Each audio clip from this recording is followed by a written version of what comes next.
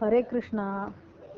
நம்ம நேத்திக்கு எப்படி இந்த பிராமணர்களுடைய மனைவிகள்லாம் கிருஷ்ணருக்கும் பலராமருக்கும் அவ பண்ணின எல்லா சாப்பாடெல்லாம் எடுத்துன்னு போனா அப்படிங்கிறத நம்ம பார்த்தோம்.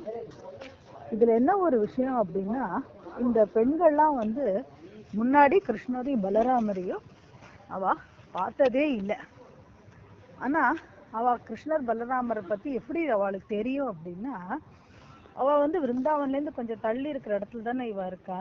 ஆனா இவாளுக்கு இந்த பால் தயிர் அதுக்கப்புறம் அரிசி பருப்பெல்லாம் கொடுக்கறதுக்காக பிருந்தாவன்ல இருந்து இந்த வைசியர்கள்லாம் வருவா. அப்போ அவெல்லாம் கிருஷ்ணர் பத்தியும் பலராமர் பத்தியும் அவ பேசிட்டு இருப்பா.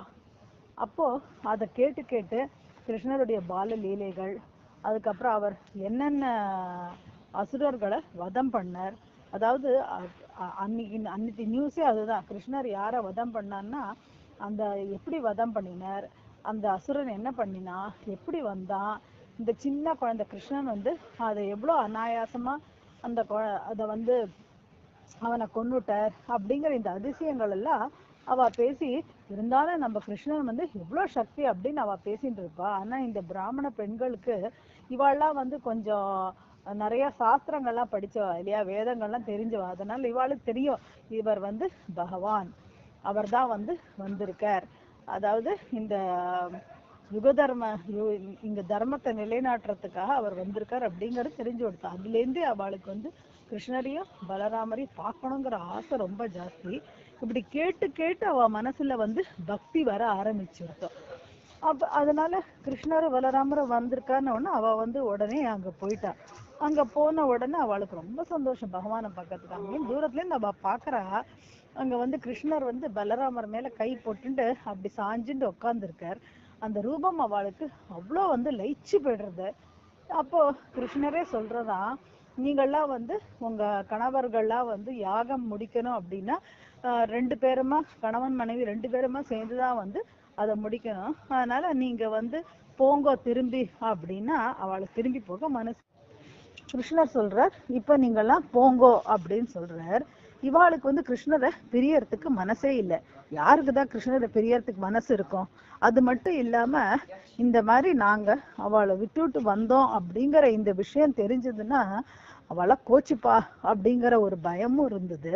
அதனால அவ சொல்றா, எங்களுக்கு உங்களை விட்டுட்டு போறதுக்கு எங்களுக்கு இது இஷ்டம் இல்லை, நாங்க இங்கே இருக்கோம், உங்களோடயே இருக்கோம் அப்படின்னோடனே பகவான் ஒரு அற்புதமான ஒரு பாடத்தை சொல்றார். அவர் சொல்றார், என் கூடயே இருக்கணும் அப்படின்னா அது கேட்கறது மூலமாகவும், என்னை பத்தி பாடுறது மூலமாகவும், என்ன நினைச்சுக்கிறது மூலமாகவும், அதுல அப்படி இருக்கும்போது நீங்க எப்போதுமே என்னோட ஒரு அசோசியேஷன்ல இருப்பேள், அதுக்கு கூட பக்கத்துலயே இருக்கணுங்கிற அவசியம் இல்லை அப்படின்னு ஒரு அற்புதமான ஒரு விஷயத்த சொல்றார்.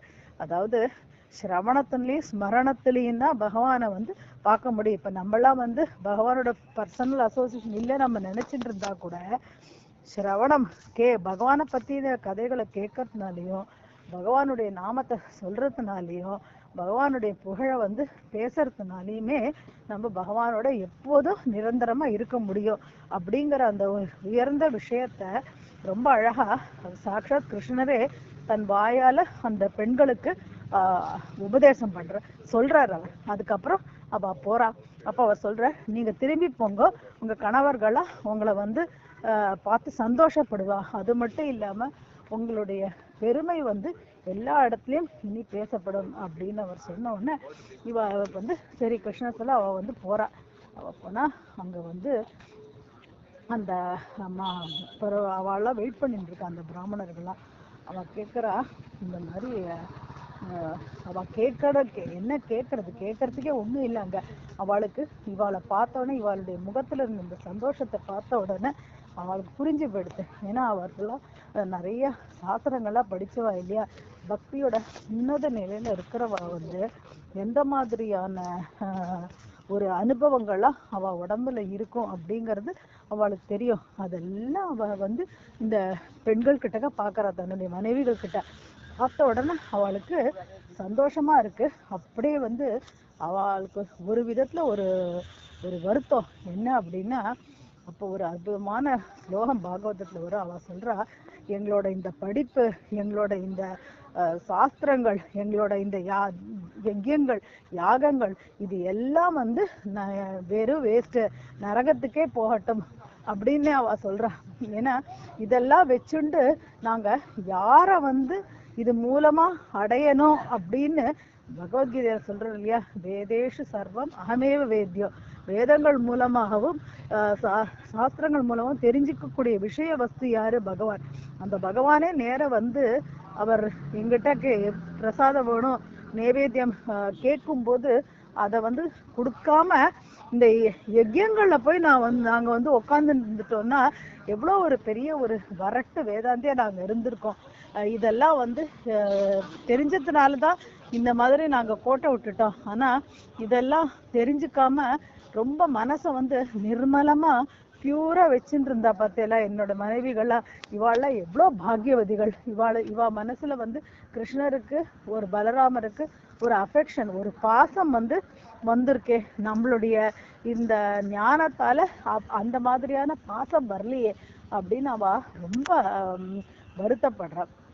அதுக்கப்புறம் அவ வந்து அந்த மனைவிகள் கிட்ட அவளுடைய பெருமையை வந்து அவளே பேச ஆரம்பிச்சிடுறா. இந்த மாதிரி பகவான் வந்து ஒரு பெரிய ஒரு இந்த லீலை வந்து பார்க்கறதுக்கு சின்ன லீலையா இருந்தா கூட ஒரு பெரிய ஒரு உண்மையை வந்து உணர்த்துறார். ஏன் அப்படின்னா, சில சமயம் நம்ம நினைச்சுட்டு இருக்கோம் இந்த ரஜோகுணம் தமோகுணம் இதெல்லாம் இருந்தாதான் வந்து பகவான் அடைய முடியாது, சத்துவகுணம்ல இருந்தா ரொம்ப நல்லதுன்னு.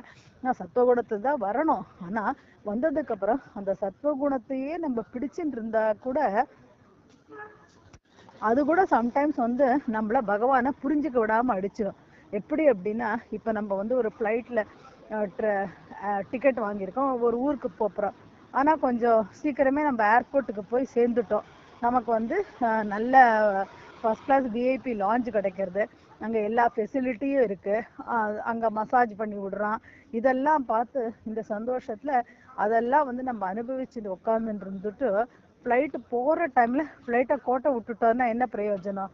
அது மாதிரி தான் இந்த தான தர்மங்கள், யாக யஜ்யங்கள்லாம் இதுலேயே வந்து இதுலேயே ஒரு சந்தோஷத்துல இருந்துட்டான்னாக்க அதோடைய வஸ்து என்ன அப்படிங்கிறத அவ புரிஞ்சுக்கலன்னா அதெல்லாம் வந்து கோட்டை விட்டா மாதிரி. அதனால்தான் என்ன சொல்லுவோம் அப்படின்னா, எந்த ஒரு விஷயமே பகவானுடைய கனெக்ஷனை நமக்கு கொடுக்கல அப்படின்னா அது வந்து வெறும் ரிச்சுவல், அது ஸ்பிரிச்சுவல் இல்லை அப்படின்னு. இந்த விஷயத்தை தான் இது மூலமா பகவான் வந்து தெரிவிக்கிறார். ஹரே கிருஷ்ணா கிருஷ்ணா கிருஷ்ணா ஹரே ஹரே, ஹரே ராம ராம ராம